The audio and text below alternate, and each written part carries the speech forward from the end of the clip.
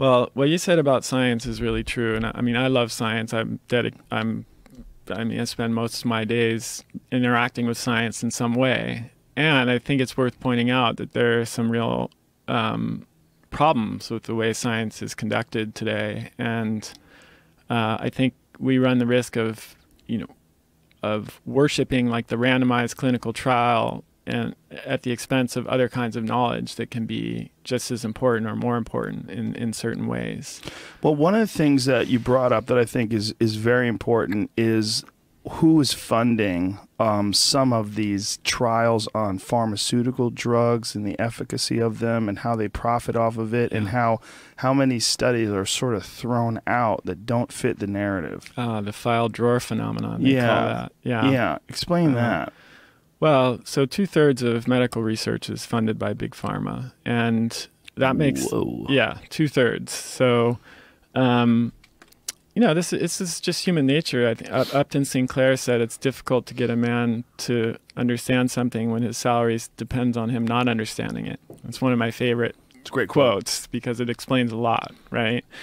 And so you can look at it just in terms of basic human nature. Like if you're a researcher, you're being funded by a pharmaceutical company, even if it's not conscious, there's a subconscious thing there where you know that if your results are negative and don't support the drug, you're less likely to get the next, your next project funded. And you're a human being, you want to have a job, you want your work to be funded. I mean, it's really easy to understand, right? It's not like these are bad people who are all like in conspiracy to push drugs on us. I think most researchers are good people and trying to do the right thing. But it's the way that the system is set up that's the problem, where they need to depend on pharmaceutical companies for their funding. And it's really hard, to don't bite the hand that feeds you. It's just, it's a time, age-old saying, and there's a lot to that. Up until recently, I think there have been some recent changes here, but researchers were not required, or pharmaceutical companies were not required to publish negative results. So if they did a drug trial and the results didn't support the drug, it turned out that placebo was more effective, or their drug had side effects that made it not usable. Those studies just basically go into the file drawer. They wouldn't actually be published in a journal. And there's been a movement to change that to where, if a study is conducted, it needs to be registered. And then no matter what the results are, they need to be published so that people have a chance to see not just the positive results that support the drug trials, but the ones that didn't. It'd be nice if that was retroactive. Right. But then there are other problems like fraud. So there was a pretty big study published in JAMA a little while back by JAMA is Journal of American Medical Association, very prominent, prestigious journal. And it was a guy named Charles Seifert, and he basically looked at the FDA monitoring of drug trials. So the FDA's job, one of their jobs, is to make sure that the trials being done to determine whether a medication is effective are done the way they should be, and that there's no falsification of patient data, and that patients are their health is being protected adequately, and there's no fraud going on. So what he found was that in a shocking number of cases where there was fraud, where the FDA actually did identify fraud and it was serious enough that they took action, in 96% of cases, the action that they took was not reported in any scientific journal. So let me give you a few examples. Like in one case, a researcher changed patient data to hide that the patient had pre-existing kidney and liver problems, and they gave this guy chemotherapy treatment and he died. And the researcher ended up spending 6 years in jail. And that was never mentioned in the study that was based on that trial data that was later published. So that's one example. Another example. Why did they do that? What was the motivation? The motivation is to get the drug approved. And but why would they hide the fact that this guy? The FDA doesn't require pharmaceutical companies to publish that data. And because they say in their language, and according to Seifert in this paper, it's essentially more important to the FDA to protect the commercial interests of these companies than it is to protect public health, even though this is an agency that is ostensibly there to protect public health. So this guy, maybe I'm getting it wrong. He had pre-existing liver disease? Liver and kidney issues and cancer. And the researcher falsified his data and covered up that this was known when he was given this chemotherapy drug. But why would they do that? I just don't understand why they would cover up the fact that a guy was already sick. Like, wouldn't you think that they would be the opposite? Let me use another example because I think this will help show what's happening here. So there was a Chinese site. Most drug trials, they take place at different sites. So they have multiple, locations that are testing so that they can get data on different populations, not just in white, Americans, also Chinese people. And, so they do it at different centers. And so it was a trial for an anticoagulant drug. And they found that this Chinese center had falsified a whole bunch of patient data and changed the results. And if they took that Chinese center's data out of the equation, the drug would have failed.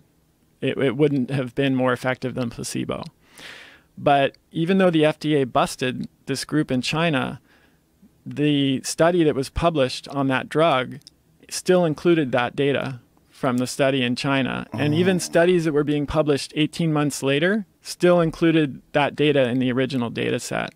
So the FDA busted them. It was clear that they had falsified the data, and yet that data is still being included in the studies that doctors are relying on all over the world to make decisions about whether to prescribe these drugs. So there's fraud happening, and whether it's from financial interests or just human error that's not actually being reported and translating into clinical decisions that doctors are making. So there are a lot of, and then the whole peer review process. You mentioned peer review too. There was a pretty big study where a paper was submitted to BMJ, British Medical Journal, another big medical journal, with 8 major errors. And not a single one of the 221 scientists that were asked to review the paper caught all of the errors. And only 30% recommended rejecting the paper. And this was even more problematic because half of those scientists were warned in advance. We're going to give you a paper that has a lot of errors. And the ones who were warned didn't get any more of the errors than the scientists that weren't warned in advance. They broke them up into 2 groups. Is that just a lack of time to do the research? And I mean, people being overwhelmed by a workload? I think that's probably part of it. But it's not really an excuse. I don't know. I mean, it's a problem with peer review because it is a big part of the scientific method to have the results validated by somebody else, or to review the work and make sure that it's sound. But what this paper indicated is that a lot of findings that we take to be true and valid might not actually be true and valid. And you may have heard about this. It actually made the news. There was a recent, the Open Science collaboration did a review of 100 psychology studies and that had never been replicated. Replicating findings is really important in the scientific method too. Like if you design a study and you do it and you find a certain result, in science it's not really considered to be valid unless I do it and confirm your results, or someone else does. It's independent of you.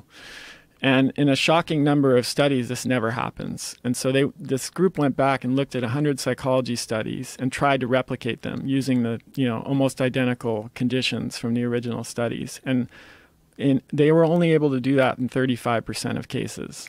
Whoa. Another group looked at pre-cancer clinical studies and found they could only replicate 11% of those.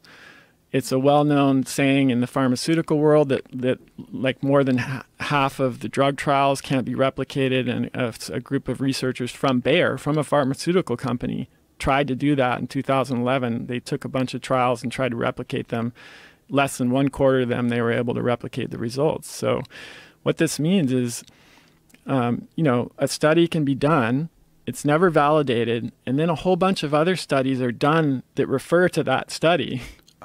And whole fields of scientific research are spawned on a study that was never confirmed or validated. So it's like a house of cards built on a foundation of falsehood.